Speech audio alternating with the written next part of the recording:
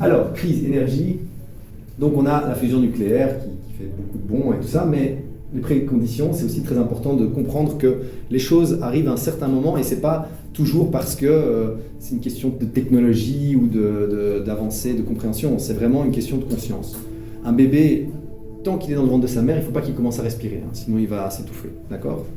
L'humanité qui accède à de l'énergie gratuite, infinie et libre et non polluante, imaginez, faites l'expérience de penser, imaginez qu'on avait ce genre de technologie dans les années 20, alors qu'on n'avait même pas encore expérimenté avec la consommation de masse, la cause à effet de la pollution, des déchets et tout ça.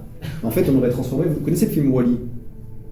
Wall-E, c'est un petit robot, en fait, qui est sur la planète Terre dans le futur et qui est un espèce d'automaton qui ne fait qu'essayer de nettoyer la planète parce qu'elle a été ultra polluée par l'ultra-consommation des êtres humains et les êtres humains sont partis dans l'espace se réfugier là-bas parce que la planète est devenue un dépotoir.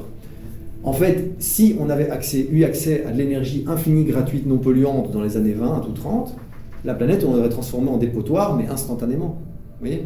Parce qu'on n'avait pas encore expérimenté avec la consommation de masse, avec l'abondance, avec tout ça, et donc on aurait été trop loin. Et donc, la fusion nucléaire, oui, bien sûr, évidemment que c'est bien et qu'on va accéder à ce genre d'énergie. Vraiment comme le bébé qui prend sa première inspiration avec ses poumons une fois qu'il naît, quoi.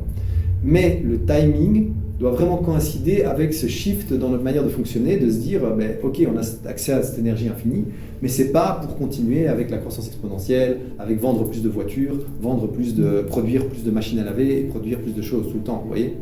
Sinon, c'est juste fonctionner comme un cancer, et puis voilà. Si vous donnez plus d'énergie à un cancer, il fait plus que grandir encore plus, quoi, vous voyez, jusqu'à devenir... Et donc il y a vraiment cette évolution de conscience qui est là, qui doit arriver en même temps. Et en fait, il y a énormément de choses qui doivent se passer en même temps. C'est ça qui est un peu compliqué. Mais la naissance, c'est clairement un moment où il y a tellement de choses qui doivent basculer en même moment. La façon de s'alimenter, son rapport au monde, le fait que maintenant, il faut commencer à gérer son propre climat parce que c'est plus la maman qui fait cette espèce de bulle.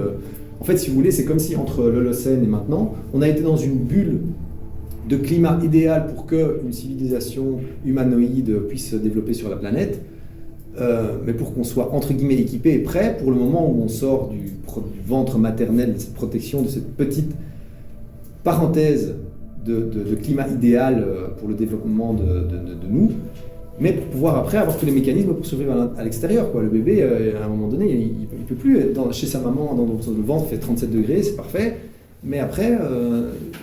il a besoin de tous ces mécanismes pour réguler sa température parce que ça change tout le temps, d'accord ?